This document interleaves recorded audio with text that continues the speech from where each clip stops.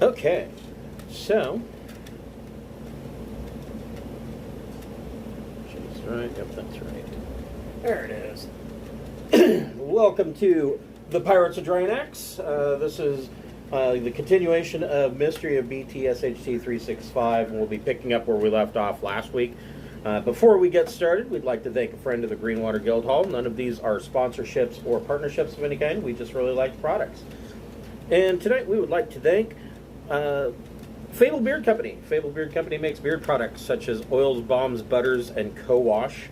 They have a full line of deodorant now and a line of spray-on colognes, and each of their scent profiles is a different fantasy character. Today I am wearing the Hero, which is a cologne-scented beard balm, and they have numerous scents. I'm sure that you can find one that you like. If you're a first-time purchaser, they have a buy one, get one free option. If you go to fablebeardco.com and create an account, you can use the first when you're checking out, and you can put 2 beard oils into your cart, and that second beard oil will be discounted to free. If you're a fan of our Wednesday Night Traveler game, we do have, excuse me, we do have a website via Obsidian Portal. The adventure log on that site is written in the manner of Traveler News Service articles. It's mainly about events going on in the Trojan Reach sector as a whole, but also sometimes information from outside the Trojan Reach comes in. But really, the player characters, as they are becoming more and more notorious, are going to be taking more of a front page stance, and it will follow along more closely with the games that we're playing, as opposed to the Travelers being kind of background noise. If you like the page, please go to the front page and give us a thumbs up. We like to see those fan likes, and we hope you enjoy. So where we left off, you guys had sat down on Thalassa, and these are a series of photos that I found that kind of portray my idea of what living on Thalassa would be like. These cities are basically floating on these reeds, and these reeds are enormous. What is this? Hold on here. That's what I get for not turning on this tablet for a week, is that all these notifications keep popping up. So these floating reed cities that are absolutely enormous. They have crops and farmlands growing on some of these sections of these reeds, and then the city is the rest of it. And they are a fairly high tech level.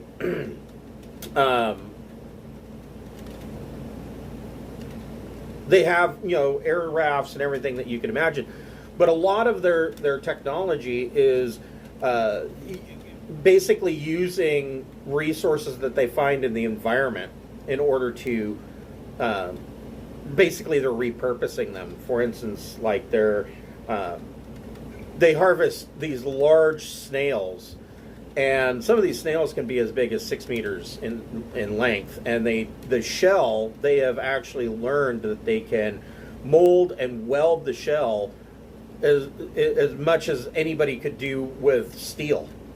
They harvest these reeds, and that's the land that these cities are floating on is just these big reed mats.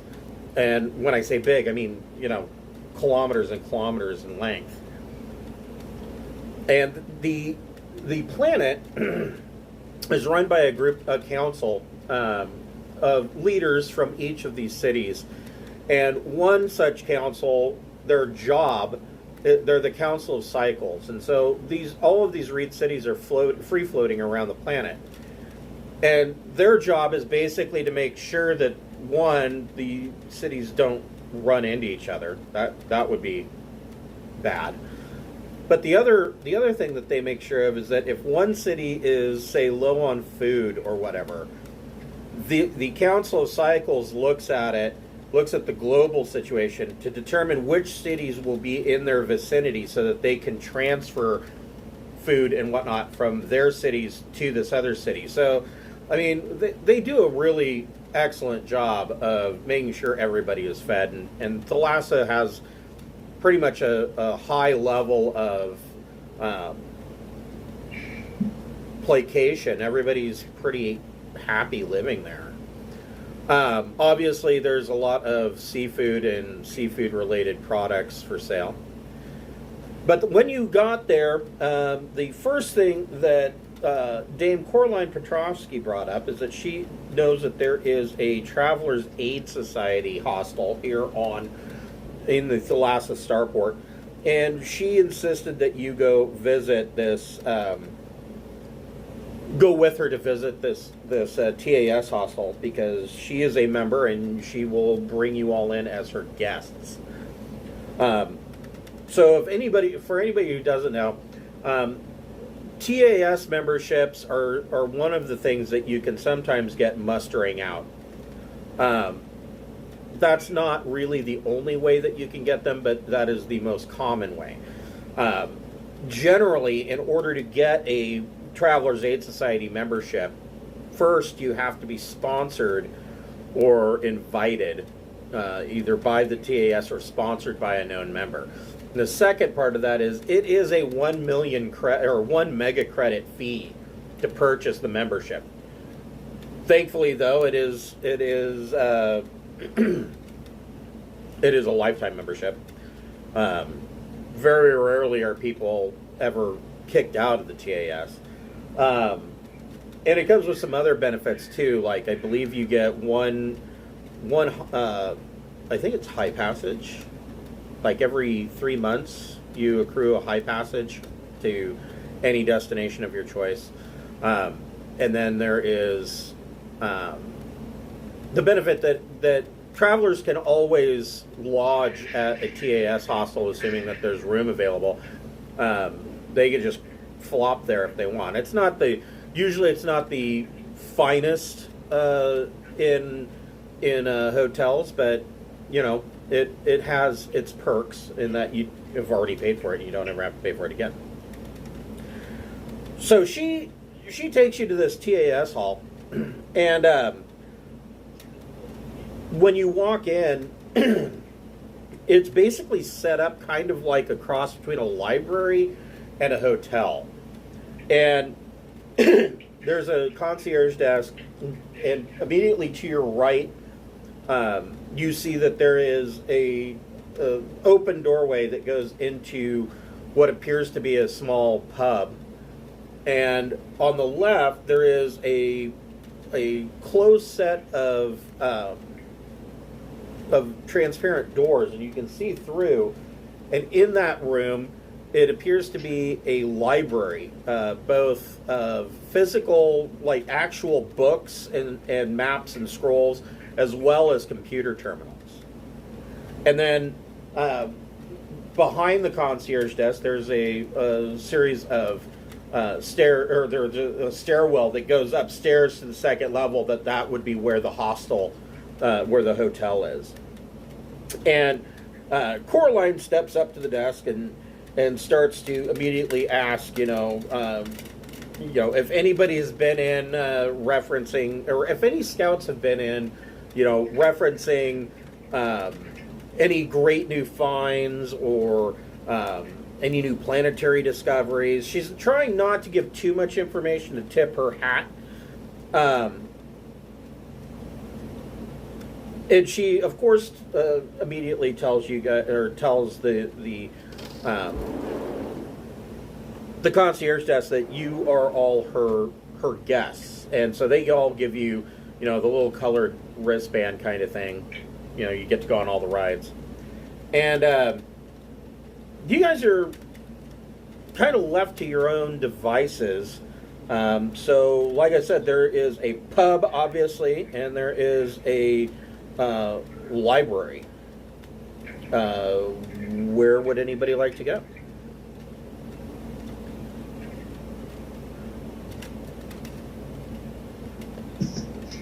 Brett's not going to the library. Okay. He's going to find the fanciest pop-up book he can. the IISS pop-up book with googly eyes. Yeah, library sounds good. See what's interesting. Okay. What about Beth and Keith? I'm going to go to the library and try and look up anything I can find about the bioweapon side quest thing. Okay. And what about Keith? Yeah, I was also going to the library, but I was going to be a little nerdier about it and look for some light reading on engineering. Okay. So, since you're all, it looks like, so one person is looking up bioweapon, and Rexar, was there anything in particular that you were trying to look up? Or are you just looking? I'm just looking. If I'm hearing have to look for a bioweapon, I'll do my best to help. Okay. So, Keith, you're just looking up engineering stuff? So it looks like you guys got kind of 3 avenues you're looking at here. So, okay. So, Beth, since Rexar is helping, so Rexar, make a electronics computers intellect or education check. Uh-oh. Can't just be a moon dice? Okay.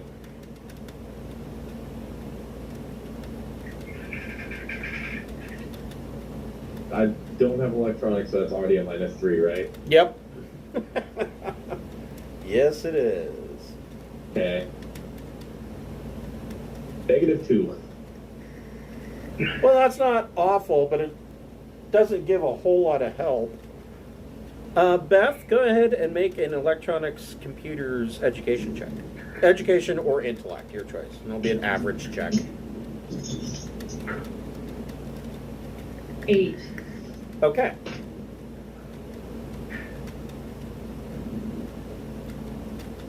You find I'm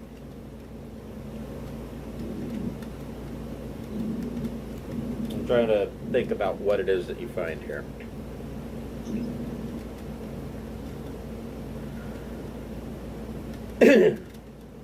You find information that a Serpent-class scout ship named the Thalassa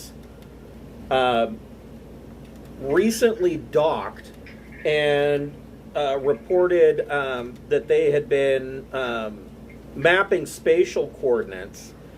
And the spatial coordinates that they're mapping seems to be the area where the mysterious planet is supposed to be sitting. The other thing that you find is that the scouting mission was financed by General Development Company. All right, our friend probably wants to know about the scouting that's involved. Keith, make a, let's see here. You can make an engineer J-drive check.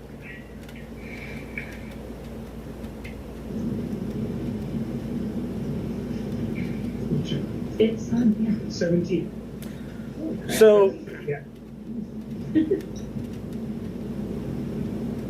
so you kind of, your search for engineering information kind of overlaps with what the captain digs up.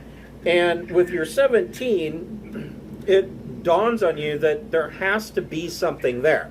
So if I will bring up the map. Where is it?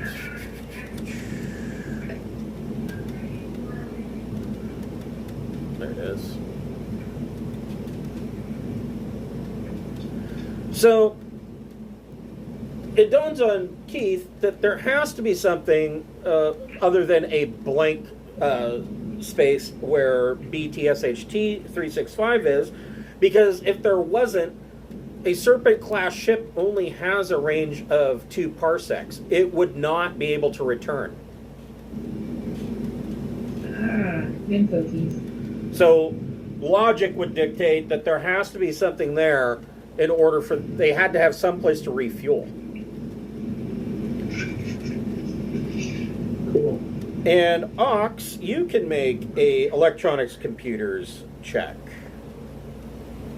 Intellect or EDU.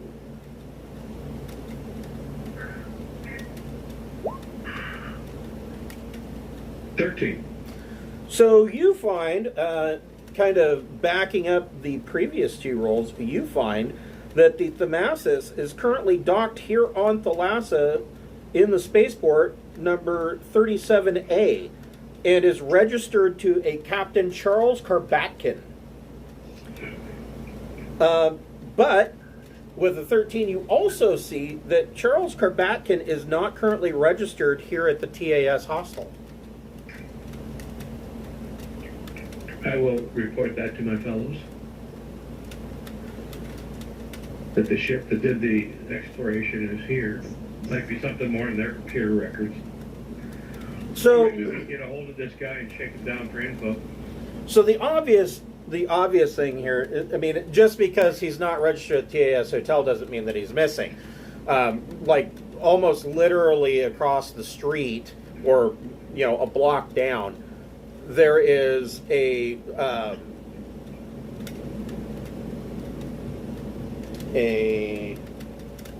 there's an Advantage Hotel and a Brewhouse Tavern. So just because he's not staying here doesn't mean he's not staying at the Advantage Hotel. And it appears that he's been here. The ship has been here for some time. So the obvious location would be that he would be at the Advantage Hotel.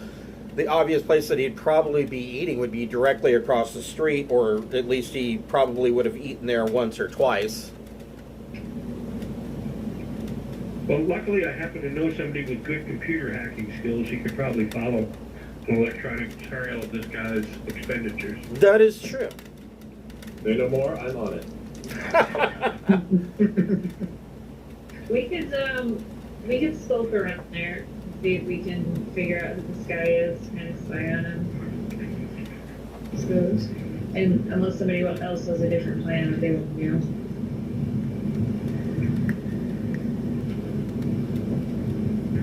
Anybody? Nope. Sounds good.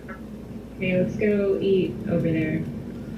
So you kind of meet up with Dame Petrovsky, and she kind of considers everything for a minute. She goes, "If the good captain isn't staying here, then he must be staying at the Advantage. With the Brewhouse Tavern directly across the concourse, he would likely visit there for food and copious amounts of drink. I suggest we have a meal ourselves. I am famished." And so she takes Get out you. your carousing dice, folks. She takes you to the brew house, and all meals are on her. This is the menu for the Brewhouse Tavern. Nice. They have Brewhouse Tavern is a chain of restaurants found throughout charted space, and they're a lot like, and Kevin won't know this reference, I don't think, but McMenamins. So they kind of they pride themselves on locally sourced foods for the most part, but you will find items on their menu that are imported, things that simply can't be locally produced.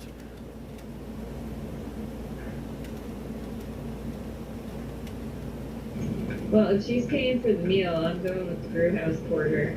Okay. Leave it.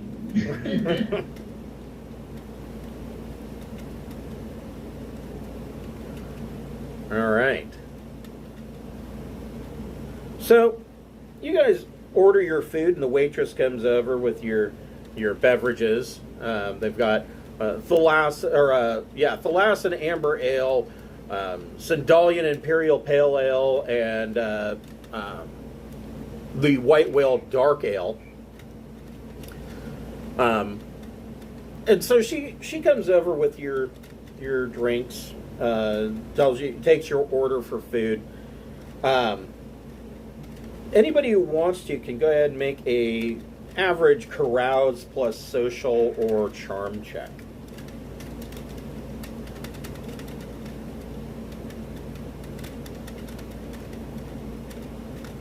Ooh, I got 7. 9. That's pretty good. 8. How 5. Rexar is really digging into that beer. So Keith and Ox, you chat up the waitress, and she tells you. She said that her name is her name is Cass, and she tells you that she does recognize the name, but she hasn't seen Karbatkin for a few days. She tells you that she's been working a double shift for the past few days because also the waiter, who's named Kurt Benaccio, he simply hasn't shown up for work. And it seems like he disappeared roughly around the same time that Karbatkin stopped coming around. And she says it's probably just a minor illness that's been going around. And she expects, Kurt to be back soon. She does mention that Kurt and Karbatkin had been dating and suggests that maybe the two of them went on a romantic cruise together, and she kind of giggles at that idea. She knows that at times that Kurt would purchase a bottle of Thalassa Distillery seaweed vodka from the bar and take it to Karbatkin's hotel room across the street at the Advantage Hotel. And she says that's about all that she knows, but like she said, she hasn't seen either of them in some time. Oh, great. Okay. We got some germs on the planet. Could be. I'm sure of it. They're probably like gross corpses in their hotel room, like stinking up the place. So yeah, your meals come. It is pretty good food for being standard tavern fare. Of course, it's better than what you guys have probably eaten for the past week on board your ship. I mean, Ting is a fairly good steward, but you can only do so much with protein paste and flavor packets. It's basically top ramen with the consistency of toothpaste.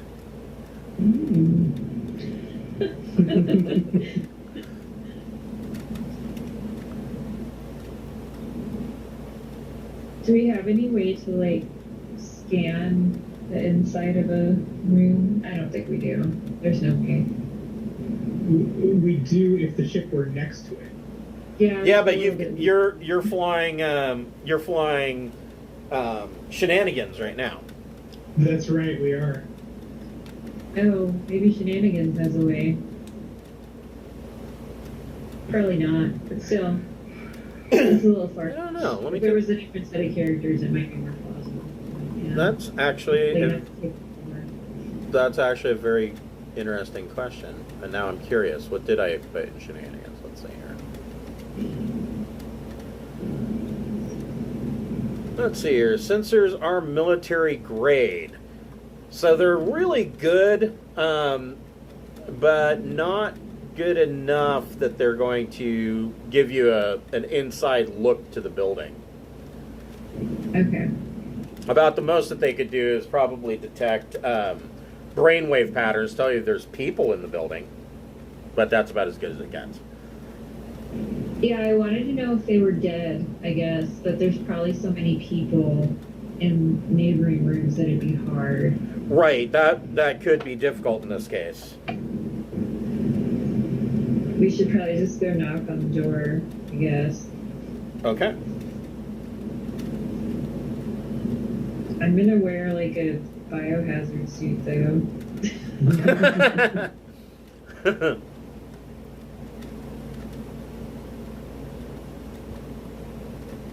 Okay.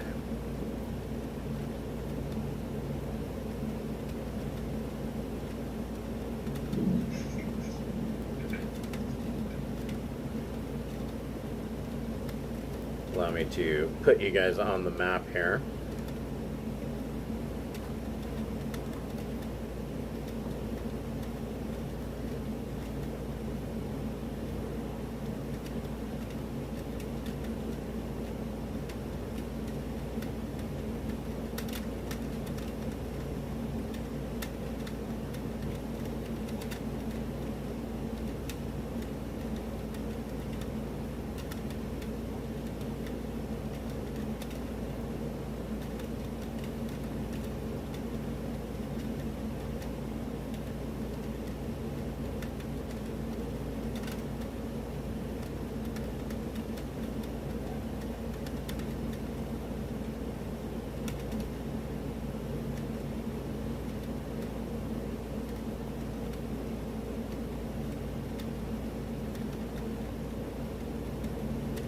Sorry, I'm not using my bigger screen tonight, but I screwed up my back and my shoulder, and I'm like, I just don't feel like I can wrench my neck to look up at that other screen today.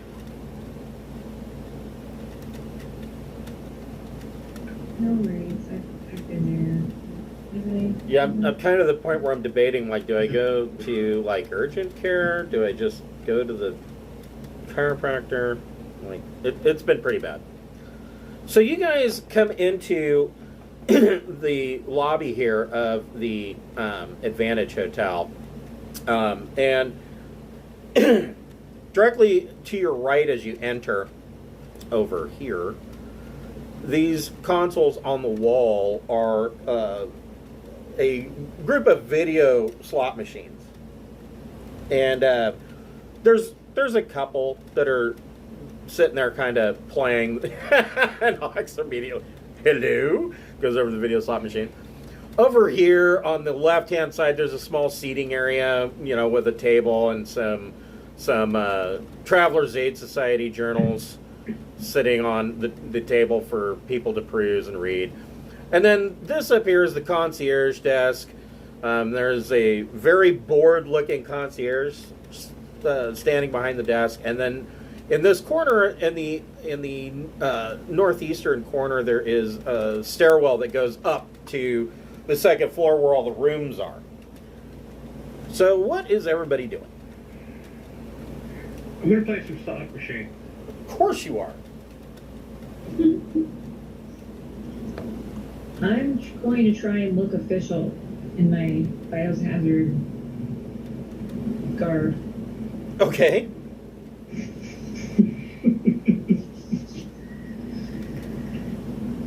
So You guys probably should have worn some too to like sell this. So I was just thinking that we need more than one person to be in that. So you guys are basically putting on bunny suits over your outfits, and Yeah, I'm gonna come up and be like, I'm from the International Medical Health Society Organization Group, and we've heard there's a possible disease outbreak for this person, you know, that kind of thing. so I really highly doubt that you have a bunny suit that would fit Rexar. That's true. I handle the amputations. That's true. The other thing to keep in mind is you guys are probably, I mean, this goes without saying, you're not walking around in your battle dress. True. But I would say that whatever your normal armor would be for casually walking around a starport is acceptable. I mean, Combat types. I don't know. Yeah, you could. Rexar could probably get away with his flex, but honestly, even combat armor is a bit excessive in most cases. Well, this is like a hazmat suit, like a vac suit. It's more to scare them so that they let us in the room. Right. That's the, yeah. Well, I was assuming that these would be something that they would go on over whatever else you're wearing. Oh, okay. All right. I get you. Yeah, like a flak jacket or something. Okay. So Ox, you step up to these slots, and anybody who's done that knows that you'll get for 1 credit you get 20 20 tokens, I guess. Pulls it I was going to say credits, but yeah, no, that doesn't make sense. So for 1 credit, you get 20. And so you're sitting there playing. Go ahead and make a gambling plus intellect check. No. Not very good. No, you A you 1, a 2, and a 3. yeah, no, Yeah. you I suck. yeah, you lost a credit. Yeah, oh well. Well, I'm going to gamble until the party needs me for something. Obviously, gambling is important. Okay. Train that skill. Well, yes. Current. So this guy behind the desk, Beth, you're telling them that you're here to check for biohazards. He looks completely confused. There's been a report of a possible biohazard in the area originating with this person. Oh. It's true. I'm Good. not bullshitting. The waitress told us he was dead. Good. Make an average deception plus intellect or education.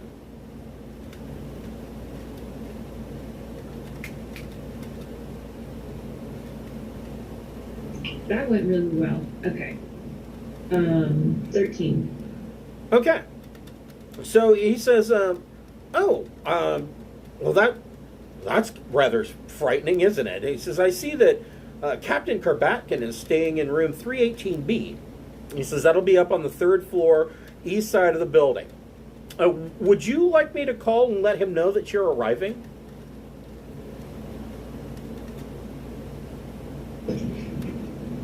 Certainly. He says, okay, hold on.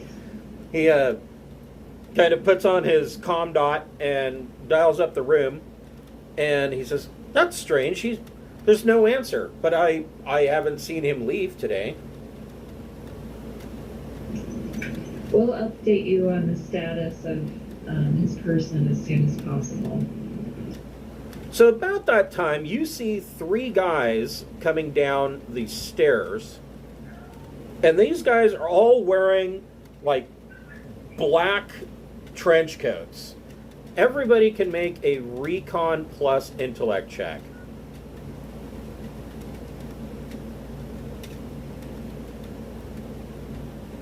That's 10 for 11 for me. Ooh. And 14. So, these guys, all of you recognize the bulge of firearms under their jackets. And of course, because you made your rolls, they don't get a surprise turn. Boo. Fie on you.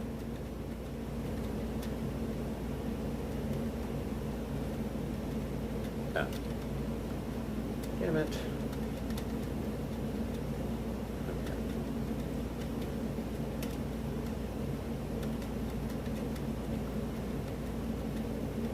Okay.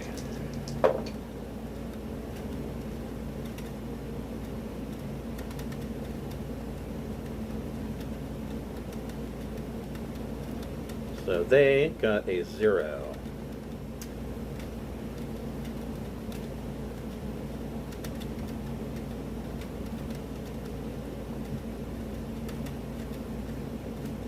You can all roll initiative. Oop, how did I add you twice?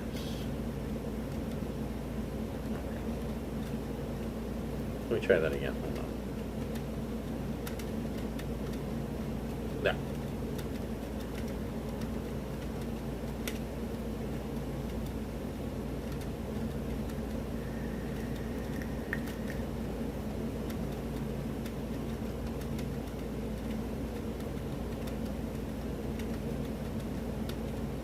I was really hoping that one of you would get to go first since... 7 on the 2d6. So that means you are at -1.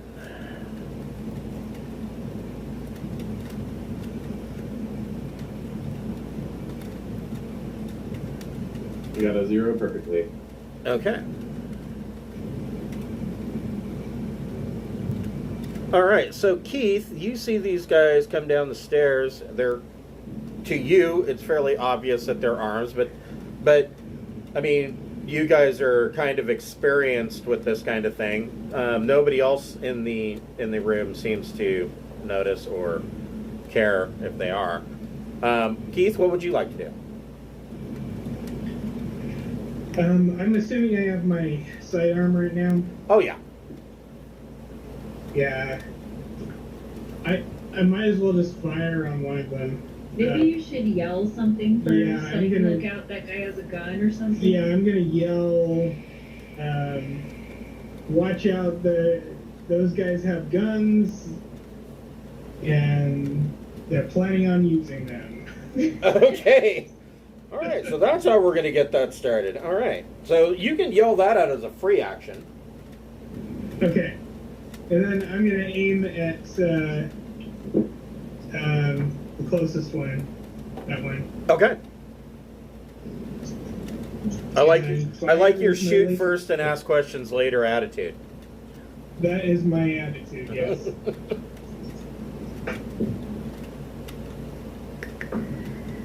Okay. And that is a 10. So that's a +2 to damage. Okay.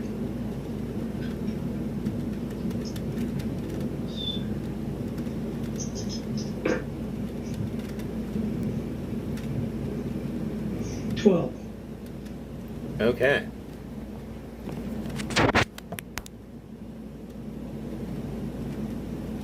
So,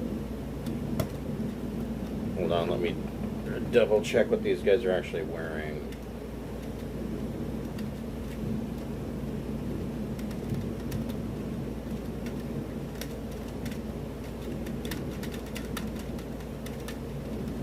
Okay. Standard issue Goodwill boots and t-shirts. Is that going to pretty much for that?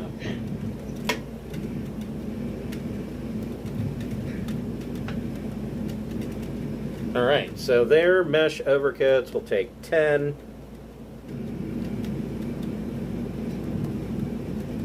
And he's still up. With your minor action, did you want to move anywhere? Oh, wait. Your minor action was draw your pistol. Right. Okay. Rexar, what would you like to do?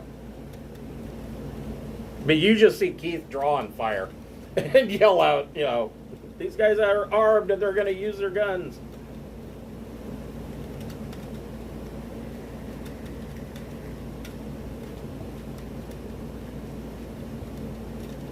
Are you muted? Yeah, I'm muted. Oops. Can I make it to the nearest gun and thug? Let's see here.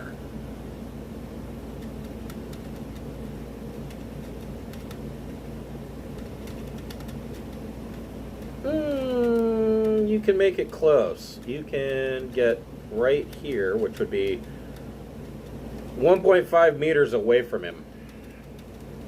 Axe throwing distance.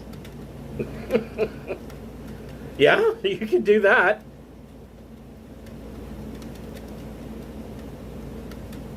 15 to hit. Okay.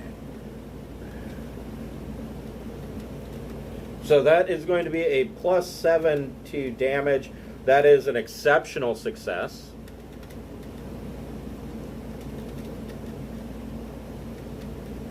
Uh, 19 points of damage. Jesus Christ. That was a low roll. My axe has 86.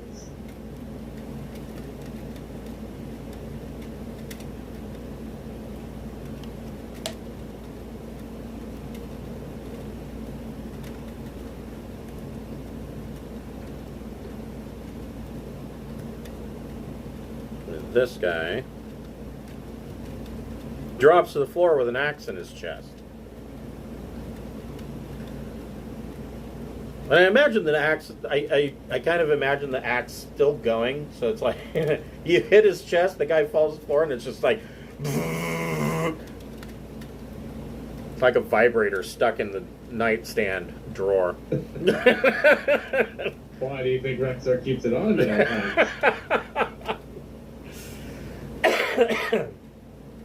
But yeah, I'm gonna look at the other two gunmen. Are you sure you want to do this? There's a hole in his chest to shape my axe. This gunman reaches into his coat with both hands and pulls out 2 assault pistols. Now, assault pistols are fully automatic pistols, but they don't have a very good reputation. They seem to be prone to jamming. They are difficult to control. This guy's got one in each hand. He's going all in on his bets. And he is going to make 2 shots on Rexar. First, with his... Well, he's at -1 to each shot because he's using 2 weapons. The first one he misses with a 7, and the concierge desk takes a hail of gunfire. The second,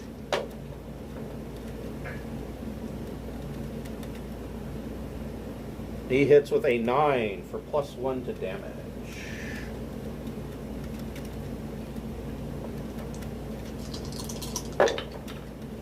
Yeah, that sucked.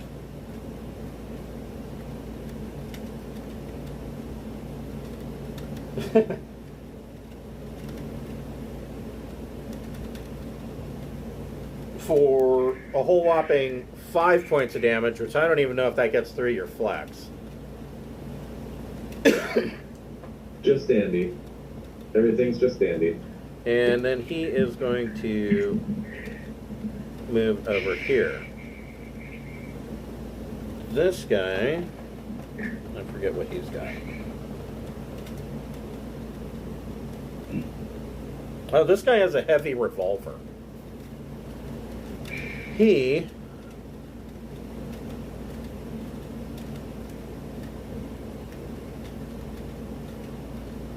going to move right there, and he's going to take a shot at Rexar.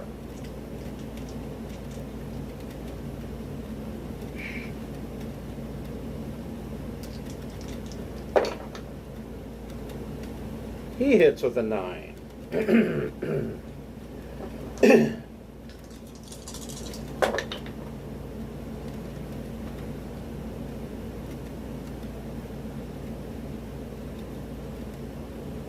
For 6 points. Wow. Yeah, I'm rolling terrible. Ox, you go. Ox, make one more gambling plus intellect check. Okay.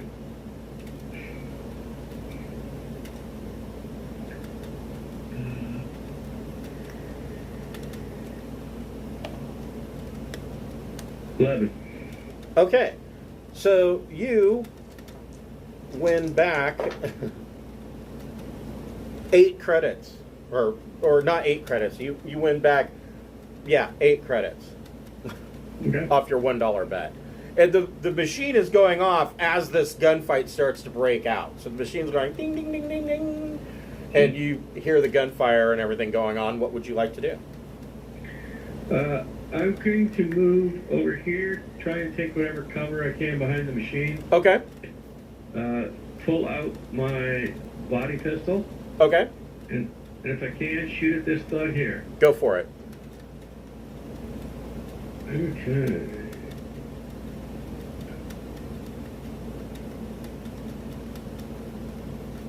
Attack 12. Yeah.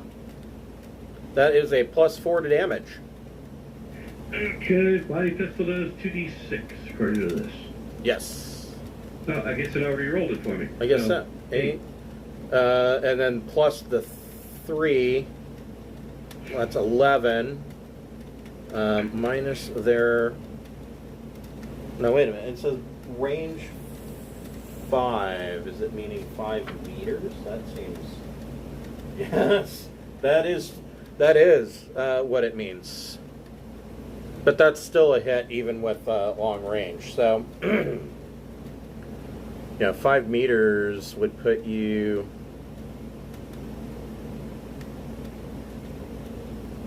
Yeah.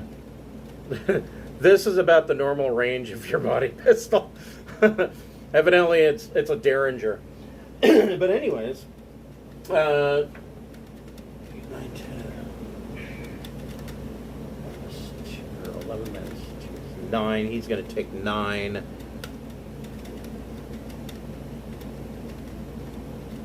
Whoop.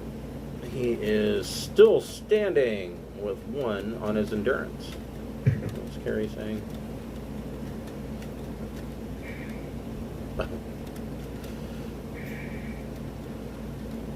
Okay, and you are taking cover behind the machine for your minor action. Captain Beth, what would you like to do? We'll stop in the name of health and I'll shoot this guy. Okay, and so like the concierge is like ducking down behind the counter and like, you know, basically crying to himself. The couple that are at the slot machines are screaming profusely and getting ready to run, as are the people sitting over in the little seating area. So pretty much bedlam has cut loose. No doubt.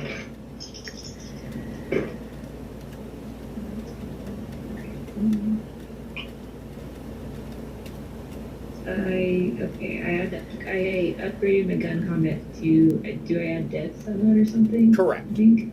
Yep, gun combat plus dex. So that's 12 altogether. So that's a +4 to damage. Oh, hell yeah.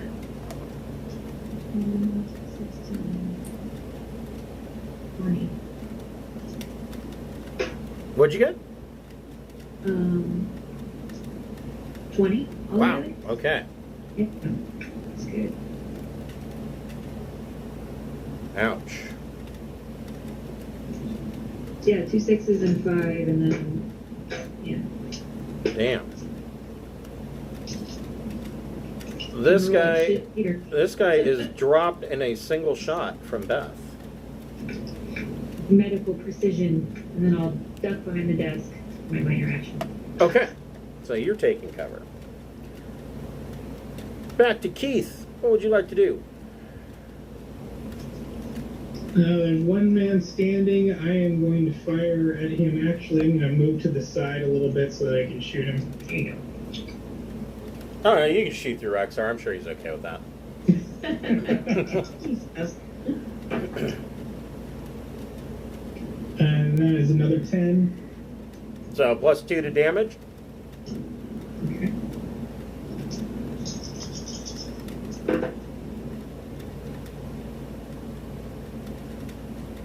$19. Oof. Jeez. Okay.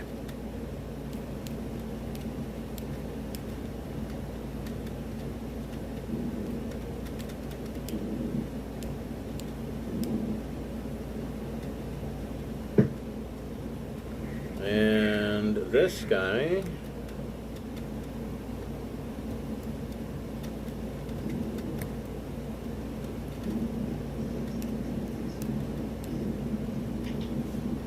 Also goes down. Not dead, but definitely unconscious. Okay. So with these guys removed, the couple playing slots and the couple at the seating area, they run screaming out of the hotel. The guy behind the hiding behind the concierge desk kind of stands up shakily and is, oh, thank goodness that you're here. And he says, I hit the emergency buzzer. The security forces should be on their way any minute. I'm grab my axe, and then while I get my axe, I'm gonna look for any form of identification or anything specific on these guys. So, off these guys, and anybody who is keeping track of Party Kitty, you get two assault pistols and 2 heavy revolvers. Get your fingerprints all over it, fellas. Yes. The guns. I was looking for like ID on these guys. Yeah.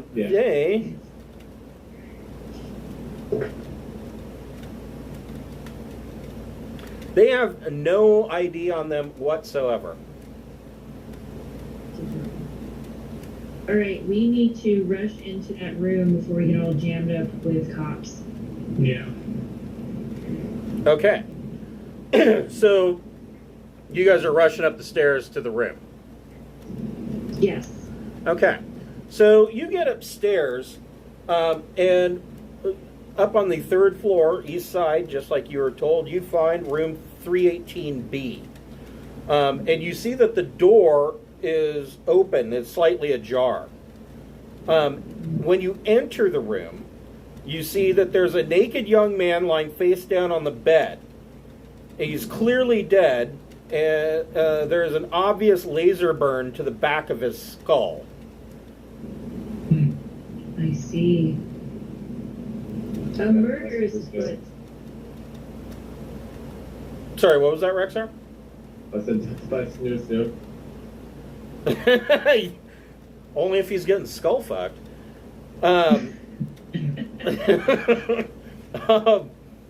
In the bathroom, you find the Captain Charles Karbatkin on the floor with a towel wrapped around his waist. It's pretty obvious that he is also dead. There are laser burns on his chest, neck, and forehead. He died of laseritis.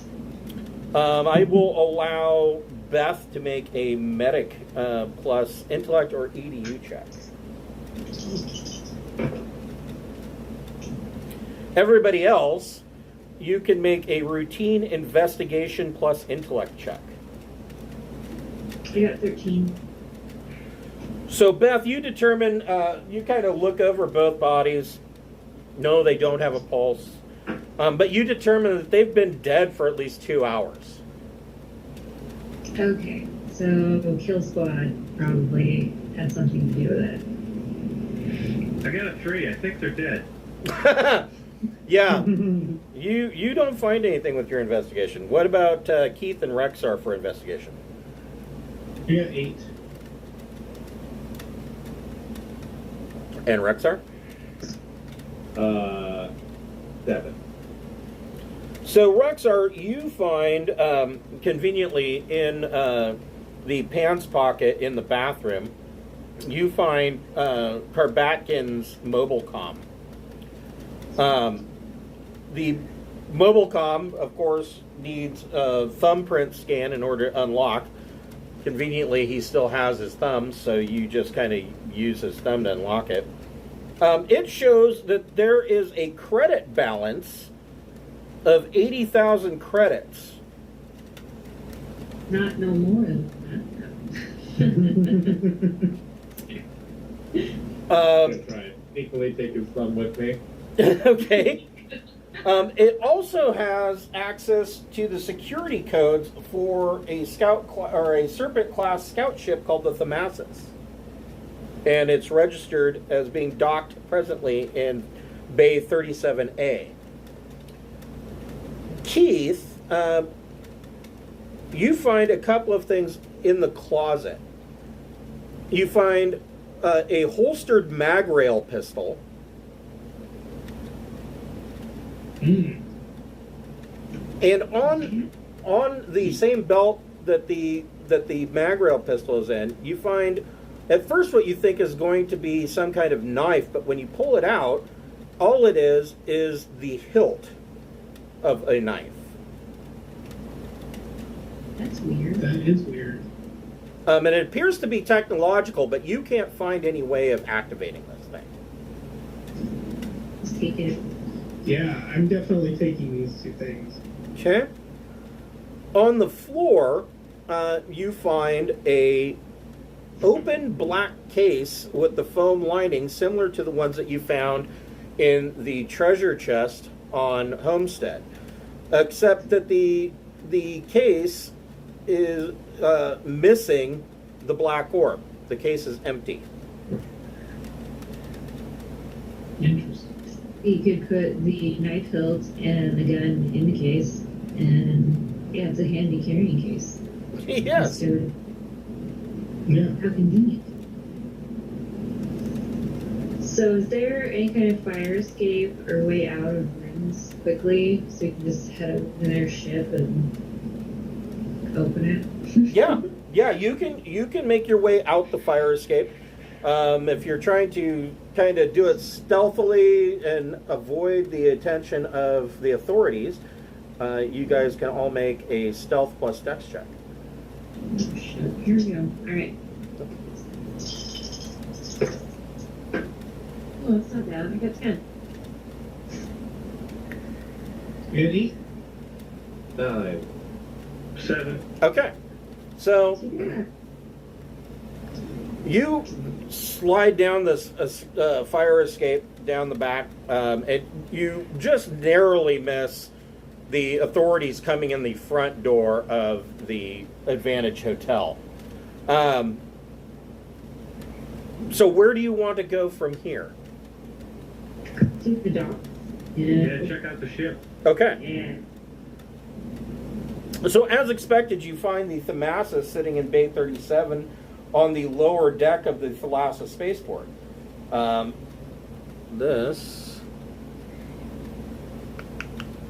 Actually, before I do that, I want to make my life easy, and I'll just copy your tokens.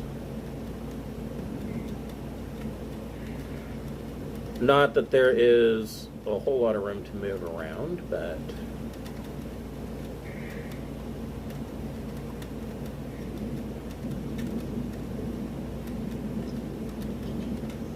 No, I guess there is.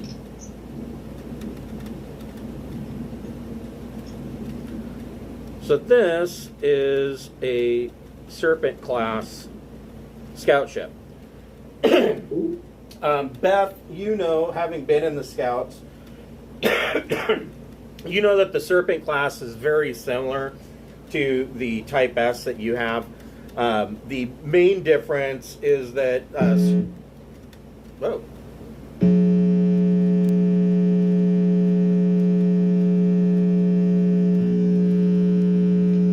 Whoa, is that me or you?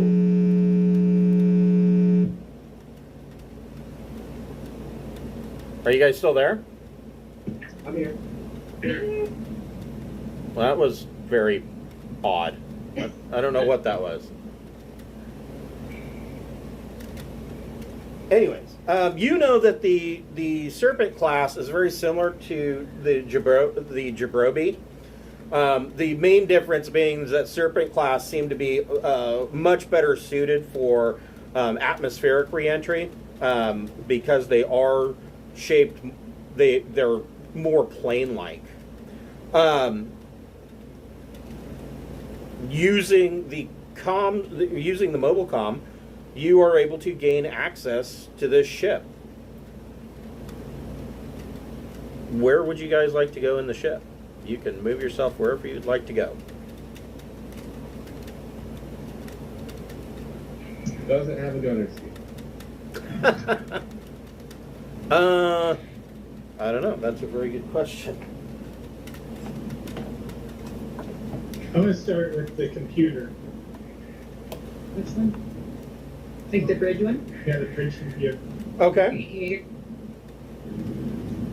And I'm gonna go down this hallway and make sure nobody's like alive down here.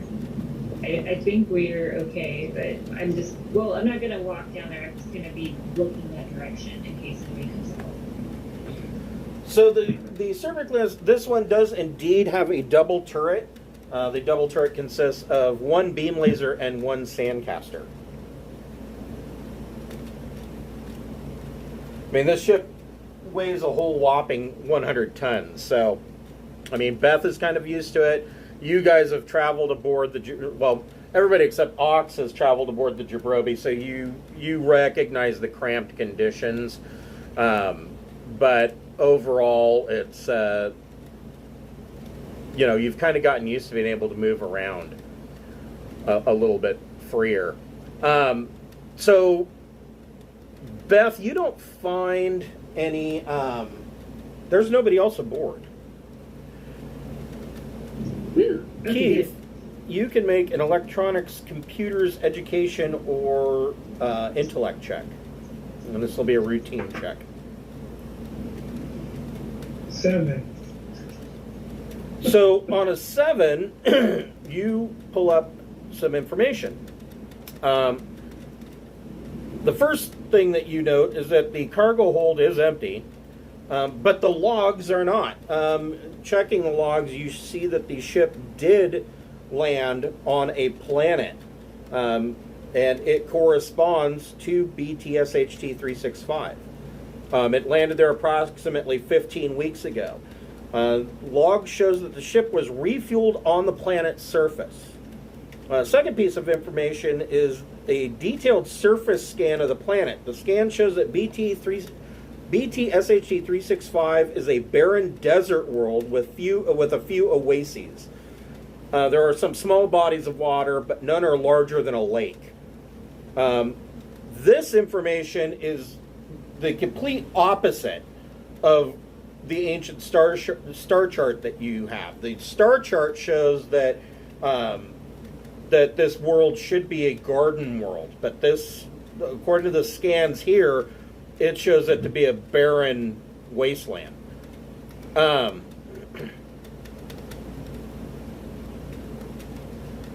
We need to steal these scans. Who wants to go up to the bridge and make a sensors check? I'll do it. Unless Fox has better sensors. I can't remember who does. I do not have sensors. Oh, okay. All right, I'll do I've it. got computer. You can take the locks out, then, right? Or that would be good. Somebody. I don't want that laying around. I was going to grab the since it's in there. Yeah, if Ox wants to make an electronics, computers, EDU, or intellect check, he can dig out Karbatkin's log. Well, no, not with that roll. You got help on that. Actually, you actually succeed. This is an easy check. Okay. So the log shows that the Thalassa took 3 black orbs on board it. Karbatkin was listed to deliver the 3 orbs to Judecca representative on Homestead. However, the logs seem to indicate that Karbatkin altered the original manifest to show that only 2 orbs were taken. And it kind of looks like he fudged the logs and kept one for himself. Interesting. And the guys we murdered didn't have the orb. They did not. And we didn't see the orb in the room. It might be in here. Oh, I'm gonna do sensors. I'm sorry. I totally forgot what I was doing. Wow, I'm awesome tonight. We're doing really good. On fire, huh? Yeah. So, 11, 12, 13, 15. Okay. So you check the sensor logs and you get a little bit more information. It shows that BT-SHT 365 has lingering radiation from apparent nuclear strikes in thousands of locations along the planet's fault lines. There is also a presence of viral and bacterial contagion in the atmosphere. And in a decaying orbit over BT-SHT 365, there is evidence of a heavily damaged Highport. So there's a space station up there. It is in a decaying orbit that will bring the Highport into the planet's atmosphere within the next 20 years. The sensor logs show that the Thalassa scanned and landed in the remnants of a city on the planet. Just from initial scans, the city appeared to be a tech level 12 civilization, but presently shows a population of 0. that where the orbs are, I'm guessing? You'd have to go there to find out. Okay. I hope our rich friend is okay with this new information because it's pretty depressing.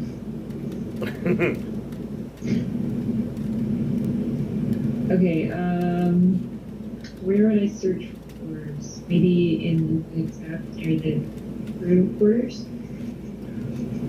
So you go through the ship, and there is no sign of this black orb anywhere on the ship.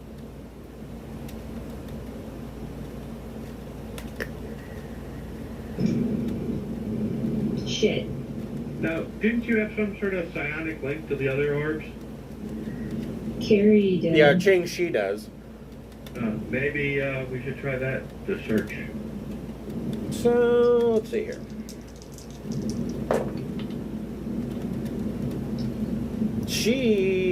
She doesn't pick up any indication that there is a orb anywhere. Okay, fuck. G-Deco probably already has it. But how did they pass it off for... They'd been dead for 2 hours. Oh, that's right. They were dead for 2 hours. Okay.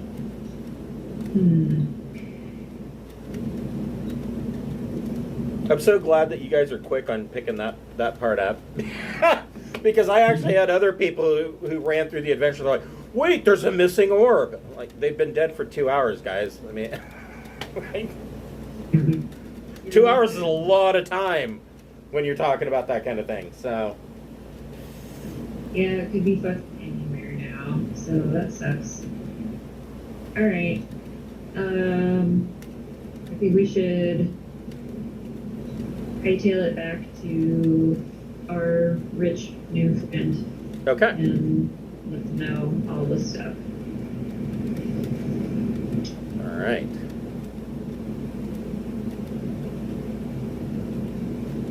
So you hightail it back to the Brewhouse Tavern and kind of tell Dame Petrovsky what's going on. She didn't come up with any additional information, but she definitely feels like this is a sure sign that you guys, I mean, everything that you found shows that you guys are on the right track, in her opinion. Okay, cool. She still wants to go then, even though it might be not so great. Oh, definitely. Okay, cool. Is there, before you decide to leave Thalassa, is there any shopping, anything you want to purchase? So there might be biological contamination. They said, does everybody have something adequate to protect themselves on the surface? Well, Vaccine. at the very least, a vac suit will protect you. What about our wealthy friend? Does she need to purchase anything to keep herself safe? Oh no, she is more than, she actually has a tailored vac suit. Of course she does. She's just showing up. No. All right. I can't think of anything. I have anti-radiation medicine. Yeah. Okay. Well, let me.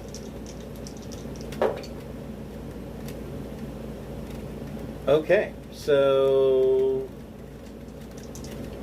Ching Shi pulls you guys up out of the Thalassa port. Let me see if I can get this to work for me. There we go.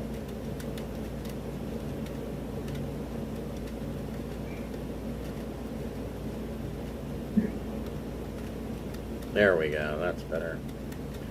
So Ching Shi pulls you guys up out of the Thalassa port, and it's 68 hours to the jump point. Yeah.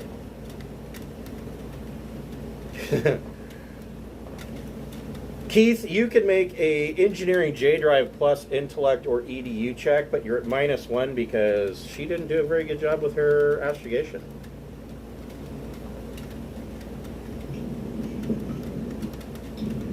So that's 12. But thankfully, you're very good with J drive. And so you guys are in jump space for a week. Is there anything that you are wanting to do while you're in jump space? Well, I guess you guys have a little bit of time to kind of look things over. Keith, go ahead and make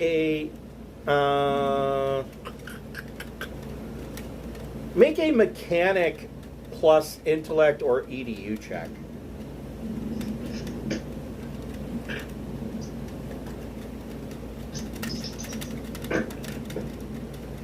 $13. Okay, so while you are in jump space in between doing your normal engineer duties, you kind of start looking over this this blade hilt that you found. With a 13, you find that the hilt incorporates a tightly knit web of complex filaments, and you believe that they may be used to conduct psionic energy. You believe that this may be a psi blade. Ooh. Cheat sheet, get over here. This is a tech level 16 weapon. It does 2d damage.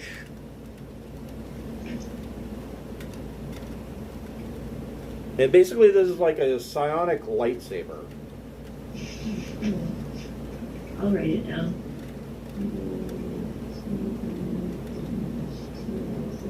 I'm writing it. Okay, so you're So the nice thing about this, so the Psi Blade adds the Traveler's Psi DM to the damage it inflicts, as well as the Strength DM. It will also have an AP score equal to 5 times the Psi DM. Additionally, Psi points may be spent upon a successful attack to increase the damage and AP further. Each point of Psi expended in this way may increase the damage by +1 and AP by +5. That's awesome. I'm going to use this week in jump space to develop my psychic abilities. Yeah, you're going to sit in jump space and give yourself a headache, huh? Also, I'm going to tailor my back suit.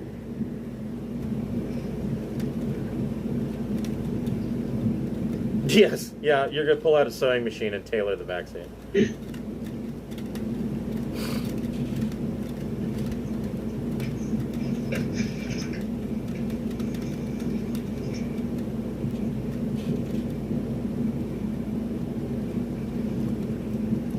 So one of the things that I always liked about the Empress Marava, if you look on this side, the upper deck of the this is the lower deck actually, of the ship. These 2 staterooms here obviously are going to be either a guest room or the captain's quarters, because if you look at the picture of where those staterooms would be, they have this incredible view. So this is the picture of the Empress Marava.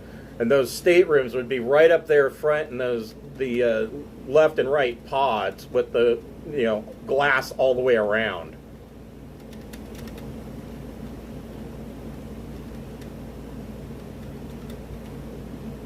Yeah, the Empress Marava is like my favorite ship personally, but it's probably my inner Star Wars that's coming out.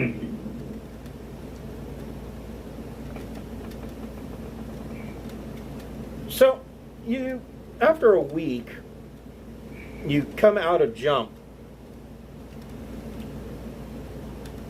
not knowing what to expect. I mean, you could be jumping into blank space and trapped here forever. You don't know. But that's not what you find. Who wants to make a electronic sensors plus intellect or EDU check? I'll do it.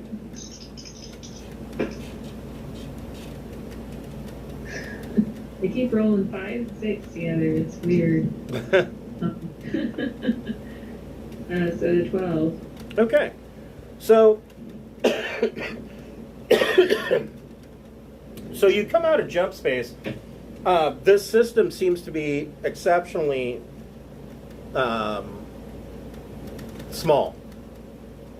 So, the primary of the system is a brown dwarf.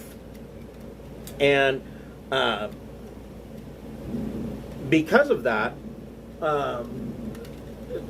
the gravitational pull here is not exceptional. It's only going to take about 5 hours to travel from the jump point to the planet, but you do detect that there is a Highport in orbit around the planet. And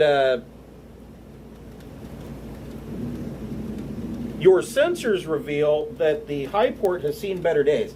It's taken numerous railgun and missile impacts, as well as laser burns, and this place looks like it's a couple thousand years old. It's taken micrometeor impacts. Time has not been kind to it, and as you get closer, within after about 4.5 hours, you receive an automated message. Attention SBX 442, landing on Varma prohibited. You are directed to dock with the Baron von Braun Highport. Please maneuver 4. Deviation from docking maneuvers to the planet will result in your ship being fired upon. Welcome to out. All right. I want to go to the Highport anyway, so. Over the ship's PA system, you can hear Shenanigans AI, and she says that there are a number of high-yield torpedoes from the Highport have locked onto our ship. Shit.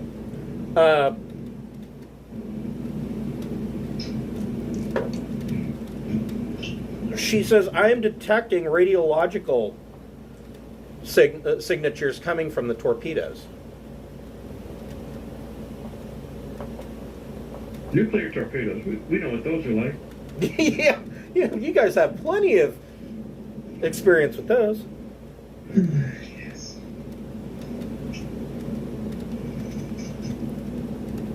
Okay. I forget what the Shenanigans has, and let me see. So our options to maneuver away or try and. Well, the automated message was directing you to dock with the Highport. Now, of course, Yeah, it kind of seems like, I don't know, Pirates or somebody shitty is running that, because you go to dock with it and they nuke you. Like, really? well, I mean, the targeting system is locked on, but the message basically was saying to not dock or to not attempt to land somewhere, and that was forbidden. Instead, to dock at the Highport. Okay, I misinterpreted that. I thought that they were like gonna shoot us for sure. Okay, if they're just locking on, then that's to make sure that we dock. So let's go do that. Okay, I had. Sorry, I'm looking for.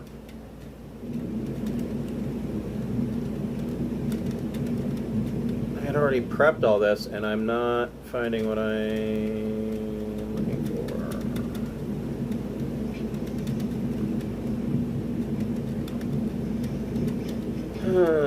What did I do?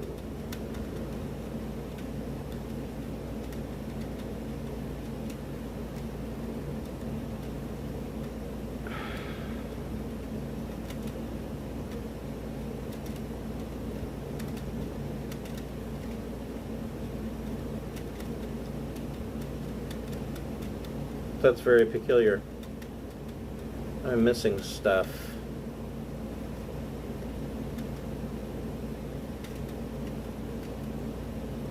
That's okay. So Ching Shi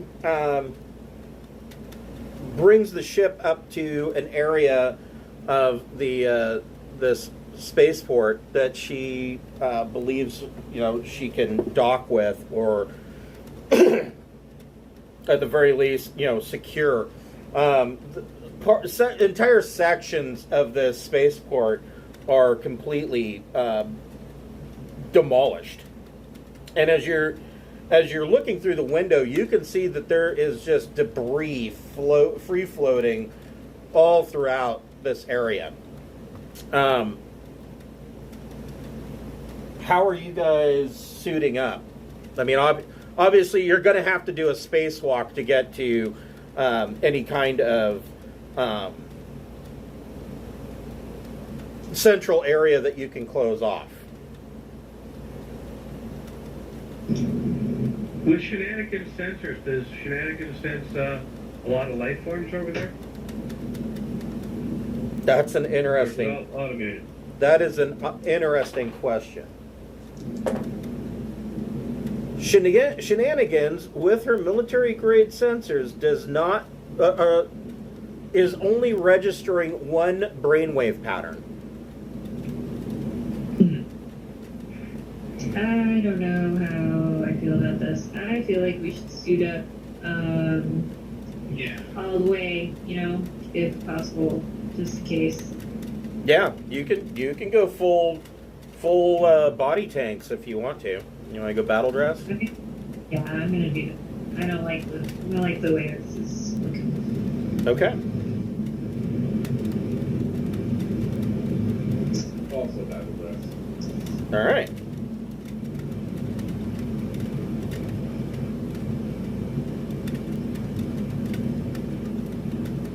All right. So the automated dock that she is the inactive automated dock that she is docked up to, the door is obviously there's no power to this section. Who wants to make a mechanic plus strength roll to get the door open? I can do that.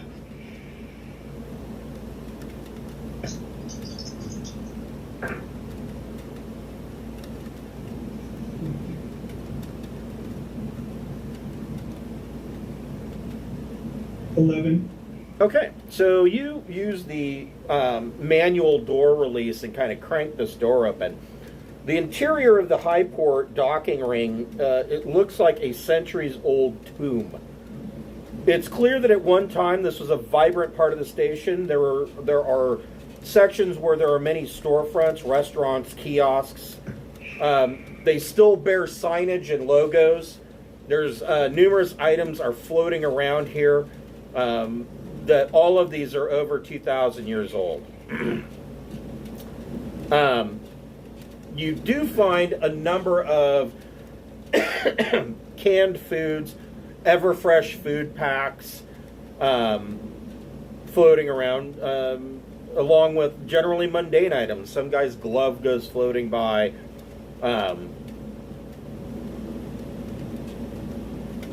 Anybody who wants to can make a D66 roll. What's that? So roll 2 6-sided. One is the tens, one is the hundreds die. It's just like rolling percentage. Okay.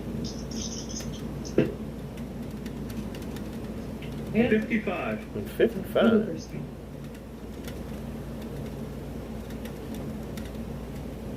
I'm going to find something ingeniously mundane.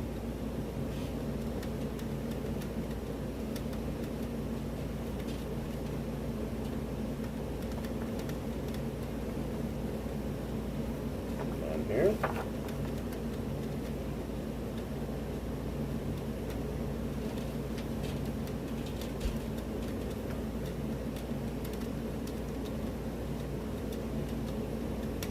So floating through the air, Ox, you find a holographic play table, currently inactive. But this is the kind of thing that's commonly installed on board the common areas of ships. It's a holographic play table that can be used as a normal utility surface when not in use. Upon activation, it generates interactive holographic playing pieces to form from a database of board and strategy games. The Galaxy's most popular games, of course, from 2,000 years ago, would be normally installed into the memory banks of this play table. All right, maybe it's got some gambling games. That's a good. That's a safe bet. Rexar, what'd you roll?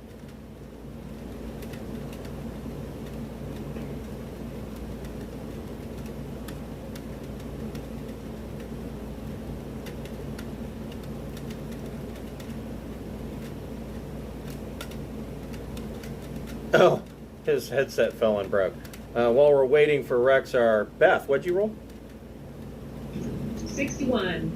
Okay.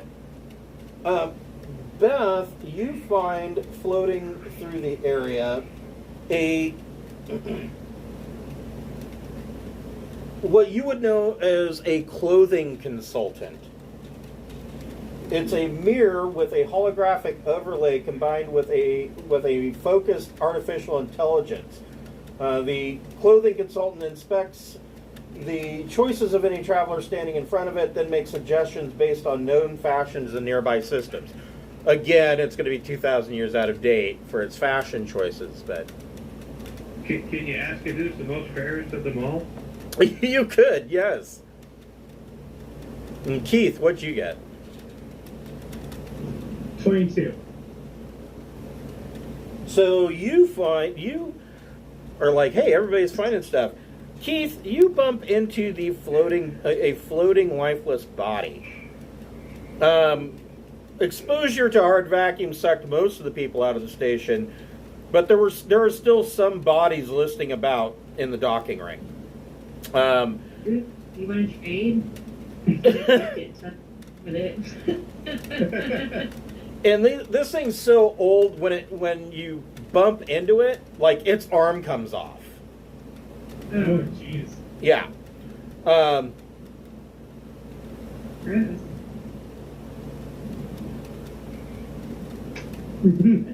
Yeah, it breaks apart into multiple very rotten pieces. So We should have a clothing consultant for clothes outfit.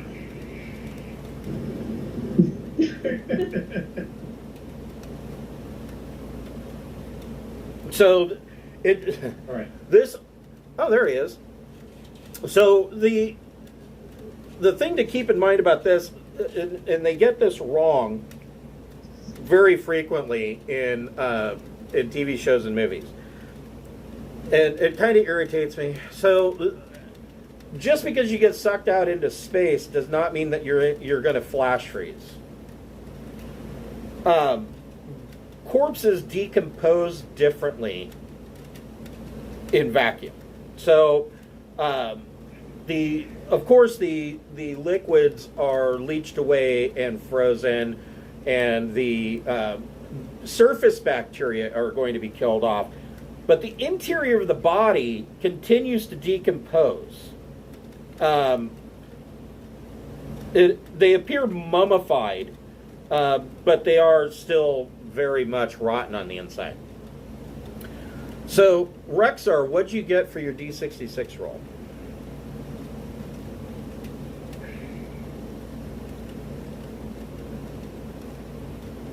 $35. Sorry.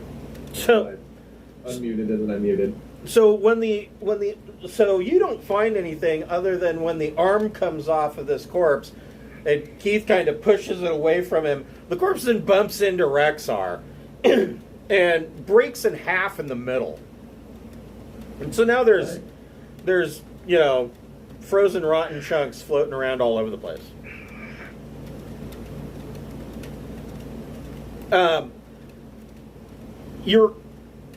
All of your comms and your helmets light up, and you hear, hello? I can see you there in the docking ring.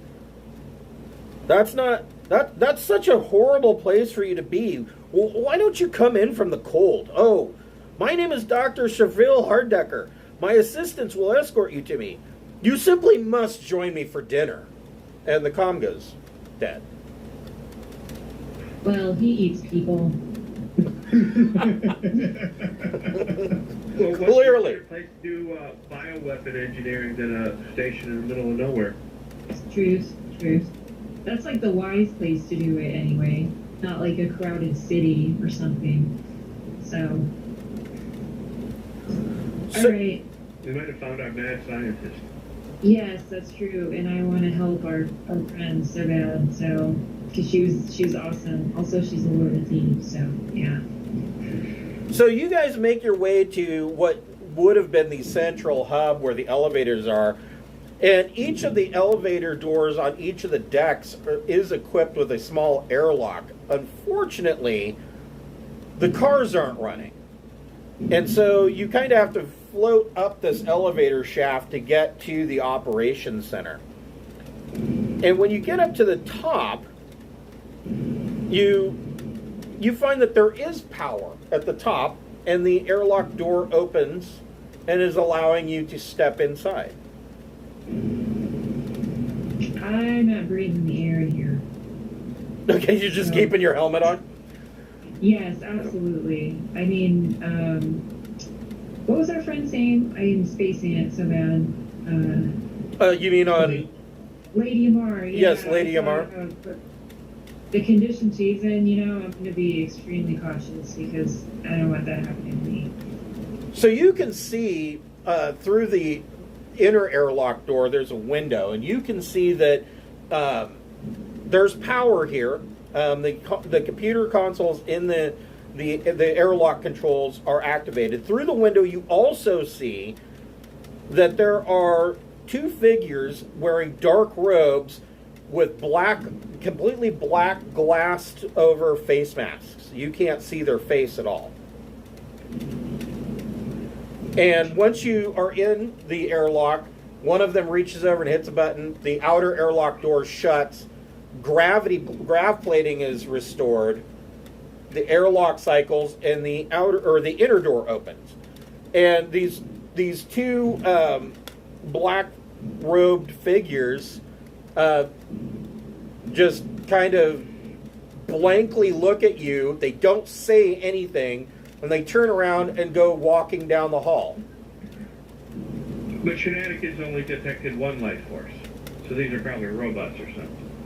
Yeah, gotta be.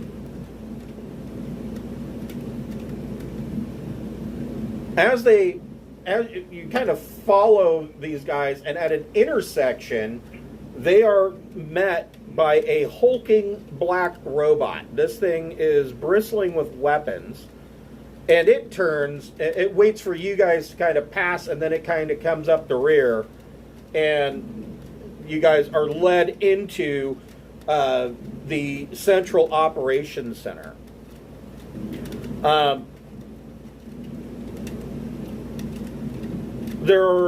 When you walk into this is a large command deck. There are more of these black-robed figures with the faceplates sitting at consoles all throughout the command center.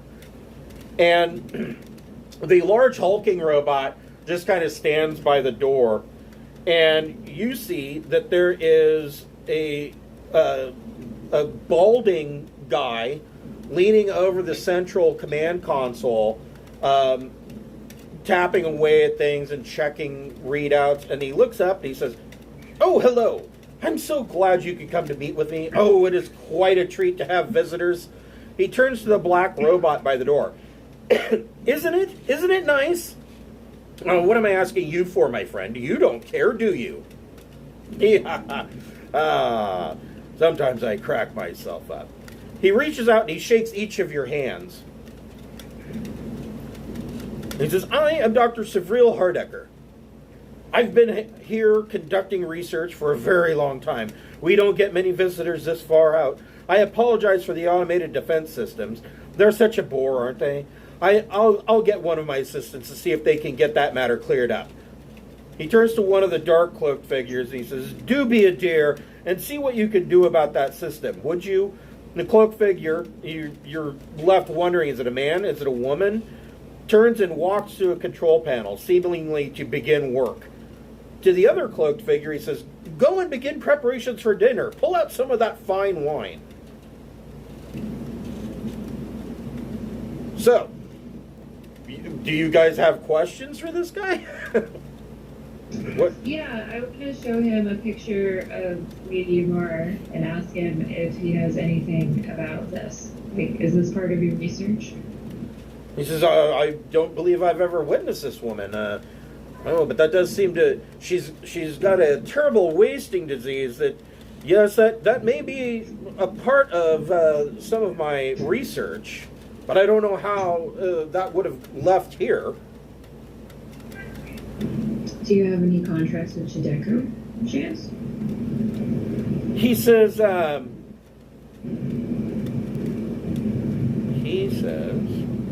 oh, them. There were representatives of General Development something or other.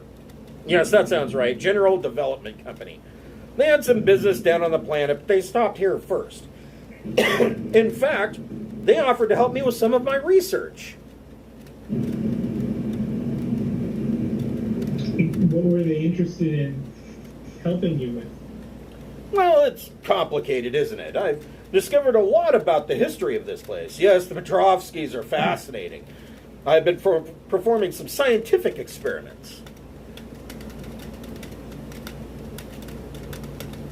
Sounds really interesting. On what?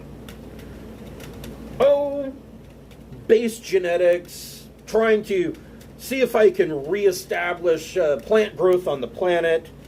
And of course, some of that led into some biogenetic engineering. I had to fill in some gaps. Some things just could never be replaced. But mostly I've just been conducting research. I have a number of scientific experiments going on. In fact, I would love your input on some of my research, possibly after dinner. Okay. So are you like trying to terraform the planet? Well, I don't know if I would go that far. I mean, I would like to bring the planet back to what it once was. That's awesome. Does he know anything about the diseases that are on the planet now?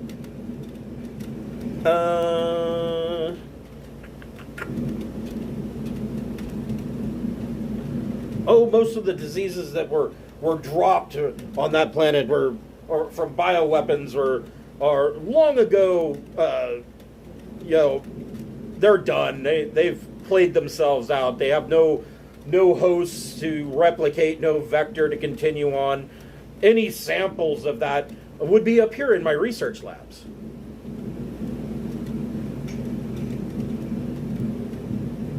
Can we just sit and let him just let it all out about his research? Go ahead, buddy. I know it's been a while since we talked to anybody. He says, we know that he's the only human, so. He says, I know you have many more questions. Come, let's eat. I don't know about you, but I am simply famished. And And you must have some of this Sindalian Imperial wine that I found. It doesn't get much better than a vintage that is over 2,000 years old. And with that, he leads you out of the op center and through a series of halls. The path leads you past a huge hydroponics area that is full of fresh fruit and vegetables. Soybeans, oranges, strawberries, apples, lettuce, potatoes, and a variety of nuts are just a few examples. The fields are tended by Dr. Hardecker's lifelike cloaked robots, overseen by a few of the armed black robots.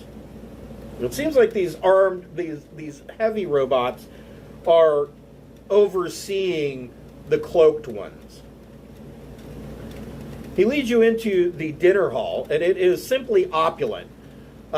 Redwood lines the walls, and a grand chandelier hangs over the redwood dining table. Dining chairs are high-backed with rolled velvet cushions. The table is set for a grand vegetarian feast. Silver bowls filled with fresh fruit. A large tureen is filled with tofu, leek, and potato soup, while a large salad has been prepared for each of you. The cloaked figures pull out everyone's chairs, make sure that you're seated comfortably, and then they come around and begin to serve wine. The wine is a sparkling strawberry, light and fruity. It's also quite potent. You can, if they pour it into your crystal glass, you can smell the alcohol coming off of it. I'm not confident. This guy's gonna like pizza die. I'm almost certain. Or he'll chop us up. He says, please, please eat, my new friends. Oh, this is nice. It's been quite some time since we've had a feast. He pokes his salad with his fork. You know, yes? Only vegetarian? It is only vegetarian. I'm just gonna slide my plate on over to eat. He says, you know, part of my research was actually seeing to it that the hydroponics lab was able to operate properly. I may have overdone it, but I'm proud of the results. He seems to want to engage almost exclusively, dinner talk with Beth primarily, and somewhat with Keith, knowing that you guys both have a form of scientific background. Does he want to talk about anything besides science, like his crushing loneliness or his life story? Says, well, I've learned some glorious things about Duke Leopold Petrovsky. Did you know that it was his duchy right here that was one of the first systems to rebel? He was quite the man of the people. He turns to Dame Coraline Petrovsky and he says, I've actually restored a holographic museum here on the station. If you would like, we can visit it after dinner. He then looks at everyone. Oh, and you're all invited, and I would like to show you my labs. And he just gives this big, toothy smile, like he's perfectly happy that you're here. I do want to know the history, though, so... Yeah. I don't think I'm going to drink my wine, but I am not going to be super obvious about it. Okay. Is anybody eating or drinking? I will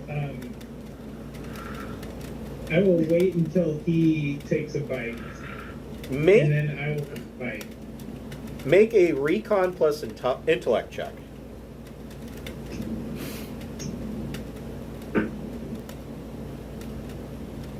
It's 10.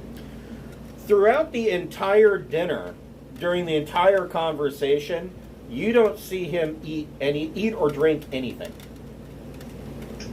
All right. You know what? That's enough for me. I'm not touching it. Yeah, fuck that. Jeez. I can move my salad around my plate and stuff, though. Yeah. So it doesn't seem to faze him at all that you haven't eaten. As soon as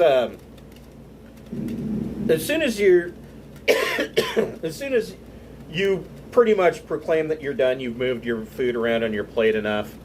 He stands up and he looks at his plate that still has this beautiful salad on it, and he says, "Oh, evidently I wasn't nearly as hungry as I thought. Here, come with me." So he takes you to an entertainment area of the central hub, and there is this holographic museum that is set up.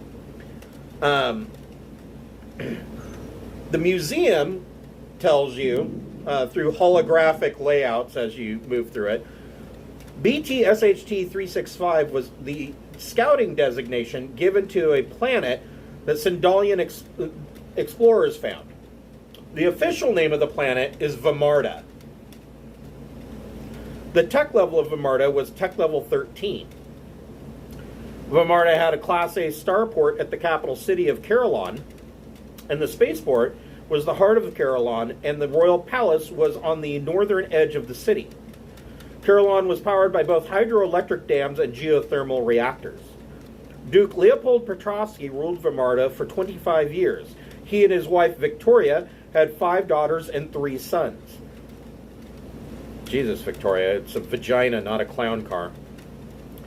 The 2 eldest sons were commissioned officers in Vamarda's navy. Archaeologists have found ruins near Caroline that may be attributed to the ancients. When the Star Dragon Emperor started his heavy taxation and subjugation of planets, Duke Leopold took a stance against the human rights violations of Sindal. A number of naval skirmishes with the Star Guard resulted in the death of his eldest son. The record ends here, and the holographic system returns to normal. Hardecker says, well, that's all I've been able to restore about the history of the planet, but please come, I'd like to show you my lab. Okay, him first into whatever room we're going into.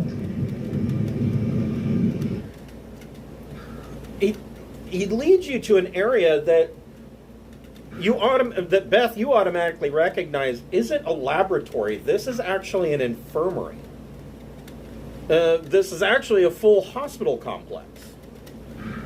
Moving through the hospital, Hardecker takes you to the lab section. A number of cloaked assistants are monitoring various experiments and do not seem to notice that you've come in at all. Hardecker shows you a series of readouts on a curved display and offers a microscope. You see, I've been aware of some problems down on the surface of Vamarda, and in all this time, I've come to the realization that recolonization is highly unlikely. Hardecker seems wistful for a moment. It is such a shame. He shakes his head. Vamarda was such a beautiful place.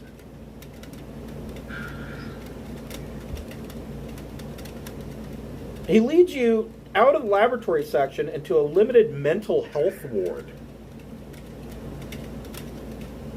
Here, the hospital rooms are more like clinical prison cells with large viewing windows for monitoring patients. Stopping before a window, Hardecker shows you his prize. A young woman. She's naked, save for a restricting straitjacket and gagged with a locked strap around her head. He says, you see, when the gentleman from General Development Company came to the station, they agreed to help my research by leaving me this. And he kind of waves his hands towards the girl. Its name is 37. I've been attempting to impregnate it with genetic material that I've found around the station, but the coldness of space isn't as good at preserving the seed as you might expect. She is really quite amazing. Her blood type is almost perfect in structure. Molecular chains are, well, she's simply quite exquisite. But I have failed in my experiments thus far. That's where you can help me. I'm sure that after all the time you spend out in space, a little personal time would be welcome. And as they say, sometimes the old ways are the best ways. I'd be happy to sedate it if that will make the process easier for you. I mean, I wouldn't want it to be a traumatic situation for either party. He pauses and holds up his hands. I know. What I am asking is very forward. I apologize. You're probably very tired, and we can discuss this in the morning. I've had my assistants prepare rooms for you in the officers' quarters. Please rest, and we can see each other in the morning and discuss you helping me with my experiment.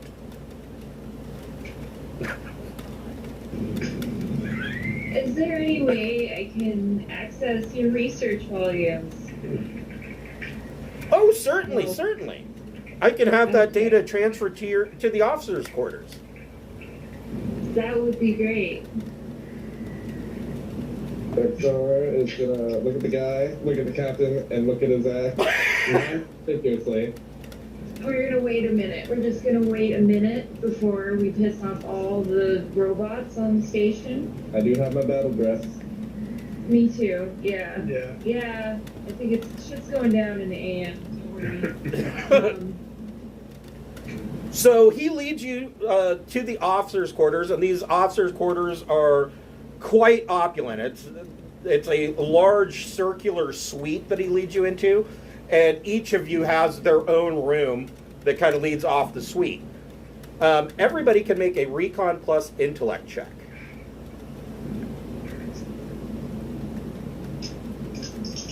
I got 11. 13. 6. Ox is clueless. That's Yeah, I'm just contemplating these mating habits of the humans. Yeah, you're like, these guys are fucking weird, man. is that different? What'd you get, Beth? 12. So, Rexar, Beth, and Keith, he leaves and the door slides shut, and the three of you distinctly hear the locking mechanism activate. The door is locked. And there is a window in the door, and through the window you can see that there are two of these large hulking armed black robots standing guard outside your door. All right. So he's probably listening in to everything we say, huh? I'm gonna whisper through our comm dots. Okay. So should we just? I can rip the door off its hinges right now. We will break here on this little shocking cliffhanger and pick up next week with how you want to go about this operation. Are you going to slaughter everybody and go back and rescue the girl? What are you going to do? Find out this and more next week at 7 o'clock. All right. See you, gang. Bye. Bye.